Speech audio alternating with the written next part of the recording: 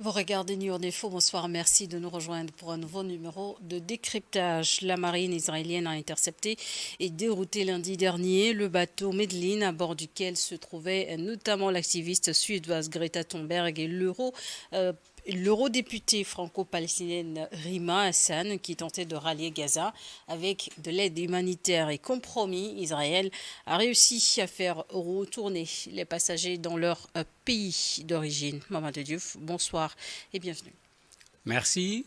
Bonsoir Charlotte. Mission inachevée pour l'équipage du navire humanitaire vers Gaza. C'est pas une surprise et je me dis que même ceux qui ont apprêté ce navire pour aller, comme ils le disaient eux-mêmes, aller dans le sens de briser le blocus, ils savaient parfaitement qu'Israël n'allait pas les laisser faire. Mais en fait, j'allais dire, ils ont fait leur part. Parce qu'il y a un problème sérieux qui se pose aujourd'hui en termes de génocide au niveau de la Palestine. Et ils n'ont pas pu supporter ce qui se passe. Ils ont fait ce qu'ils étaient en mesure de faire. C'est-à-dire tenter d'aller faire en sorte que ce blocus-là s'arrête. Mais je suis sûr qu'eux-mêmes, en partant, ils savaient parfaitement qu'Israël n'allait pas les laisser faire. Ils étaient donc conscients des risques qu'ils prenaient. Et ils étaient conscients des risques qu'ils prenaient, même quand on regarde les dernières images concernant le navire, quand on s'apprêtait à faire l'interception, bon, ils ne savaient pas qu'est-ce qui allait se passer. Ils ont pris des gilets, des gilets de sauvetage portés et tout, parce qu'ils ne savaient pas comment ça va se faire. Et ils n'ont pas tort, parce qu'il faut qu'on se rappelle que ce n'est pas la première fois qu'un navire ou bien des navires tentent de briser ce blocus au niveau de Gaza. En mai, il y avait eu ce qu'on appelle la flottille de la liberté. Israël avait tiré là-dessus avec des drones. Il ne faut pas qu'on oublie que bien avant, il y a eu un autre navire qui était parti plutôt de la Turquie avec bien d'autres personnes, pas seulement des Turcs à bord.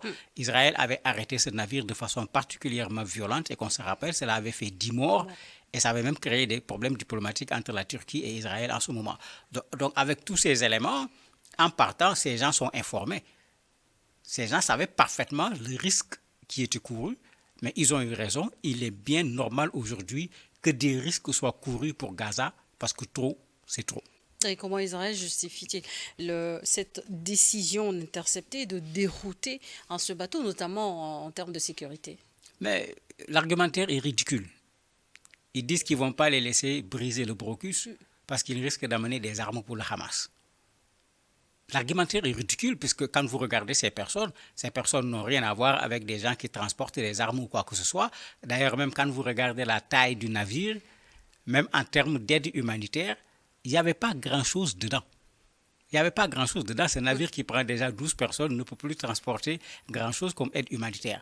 Mais en fait, l'objectif, c'était d'attirer l'attention de la communauté internationale sur le génocide qui se passe à Gaza et de culpabiliser cette communauté internationale qui se tait devant un massacre qui se passe en direct au vu et au su de tout le monde. Les vidéos sont là, tout le monde voit le massacre qui se passe actuellement au niveau de la Palestine.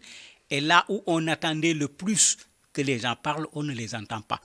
Si ces gens avaient pris leurs responsabilités, je ne crois pas que Greta, avec ses amis, allait apprêter ce navire pour aller à Gaza. Justement, Greta Thunberg et Rima Hassan étaient à bord de ce bateau. Quelle est la signification de leur participation à cette tentative d'aide humanitaire?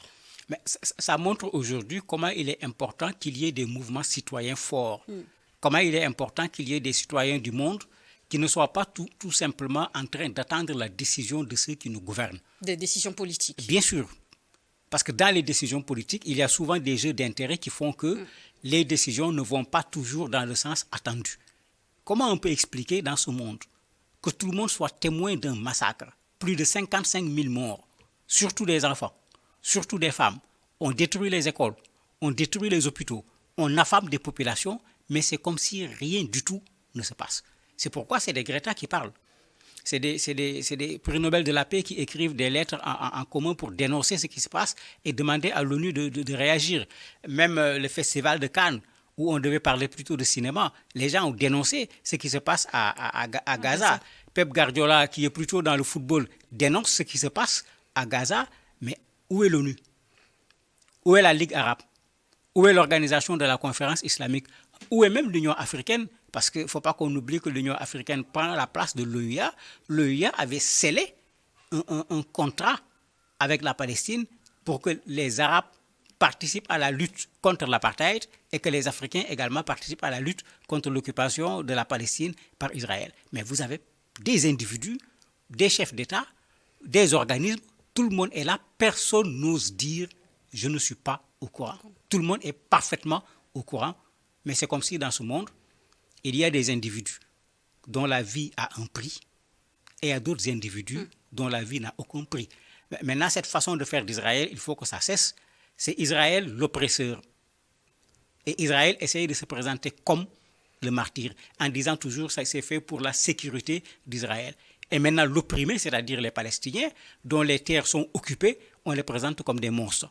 Mais bon, tous ceux qui connaissent l'histoire de cette affaire savent très bien qui est l'occupant et la terre de qui est occupée dans cette affaire. Et quelles sont les implications internationales de cet incident, notamment en ce qui concerne la liberté de circulation, mais surtout l'accès à l'aide humanitaire dans la région? Ça fait deux choses différentes. Concernant les relations internationales, il n'y aura rien du tout. Les gens vont dénoncer, comme on l'a vu, mais ça ne dépassera pas cela. Les pays qui ont des citoyens dedans se sont rapidement mis en contact avec Israël pour qu'on veille à la sécurité, à la santé de leurs citoyens et qu'on puisse leur retourner leurs citoyens. Et comme on l'a vu, certains ont déjà pris l'avion pour partir, d'autres ne l'avaient pas encore fait parce qu'ils refusaient de signer, parce qu'Israël leur demandait de reconnaître qu'ils menaçaient la sécurité d'Israël, qui, comme je l'ai dit tout à l'heure, ce qui n'est pas du tout la réalité. Maintenant, sur un autre plan, vous avez Israël qui est là, qui mérite des sanctions. Parce que moi, je suis un partisan des lois internationales. Quelles sont les attentes vis-à-vis de l'Union européenne ou même des Nations unies quant aux sanctions qui pourraient viser Israël? Ici, il faut faire la part des choses. Quand vous prenez les institutions, rien ne se passe. Parce que vous avez le secrétaire général des Nations unies qui a alerté à plusieurs reprises. Mais il a quel pouvoir de décision? Il n'en a pas. La dernière fois aux Nations unies, quand les gens se sont réunis pour condamner Israël, c'est encore les États-Unis qui ont déposé leur veto pour empêcher la condamnation d'Israël. Qu'on se rappelle également qu'au niveau de la France, en Europe de façon générale, aux États-Unis, en Asie, mais vous avez les populations qui manifestent, vous avez des manifestations monstres pour soutenir le peuple palestinien. Mais les politiques ne veulent pas suivre les populations sur cette question-là. Et vous le voyez avec un discours qui n'est pas très clair sur il faut condamner Israël, il faut ménager la chèvre, il faut ménager le chou également en même temps. Et ça donne cet aspect qui est extrêmement bizarre où finalement quand vous écoutez les gens, vous vous demandez est-ce que celui qui parle même est en train de s'écouter. Parce que devant un massacre, ce qu'on doit faire c'est d'arrêter le massacre. Parce que moi quand on parle d'humanitaire, je dis non. Ces gens n'ont pas besoin qu'on leur donne à manger. Ils ont besoin d'être propriétaires de leur pays, de créer un État. Ils sont capables de vivre parce qu'ils vivent depuis longtemps. Et qu'on rappelle aux gens que l'embargo ne date pas de l'intervention du Hamas au niveau d'Israël. Parce que souvent, on fait comme si ça a commencé à ce moment-là. L'embargo date de bien avant. C'est pourquoi j'ai rappelé, d'autres ont essayé de casser cet embargo. Le Hamas n'était pas intervenu au niveau d'Israël avec ce qui s'est passé le 7 octobre. Mais cet embargo en lui-même est criminel. C'est interdit par le droit international.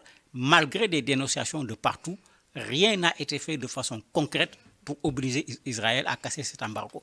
Alors qu'il n'y a rien de plus facile. Mais il suffit juste de faire un pont aérien.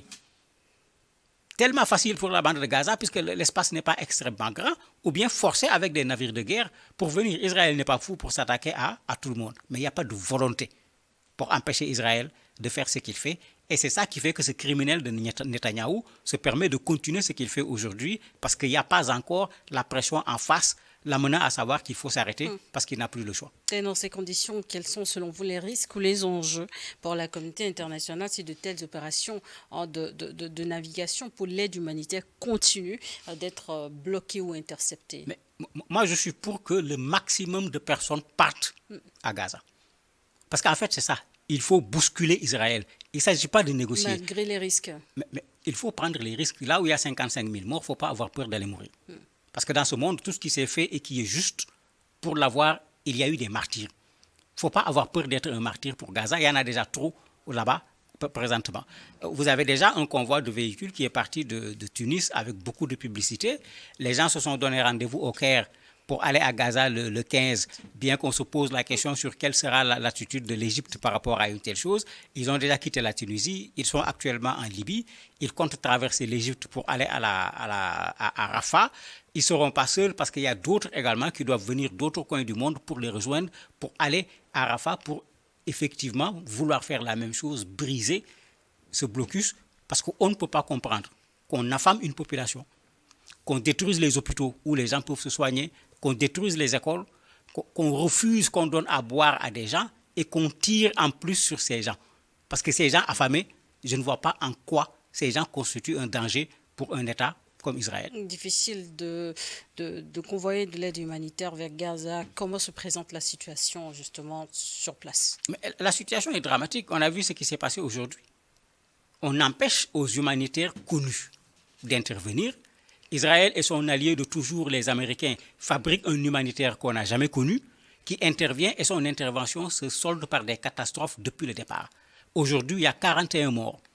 Vous dites à des gens, venez prendre l'aide humanitaire, les gens viennent et vous leur tirez dessus. Les vidéos sont là. Vous les appâtez pour les tuer. Parce qu'en fait, c'est comme ça qu'il faut l'appeler.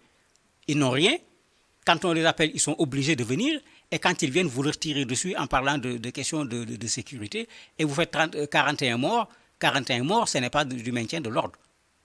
C'est de l'assassinat en bonne et due forme.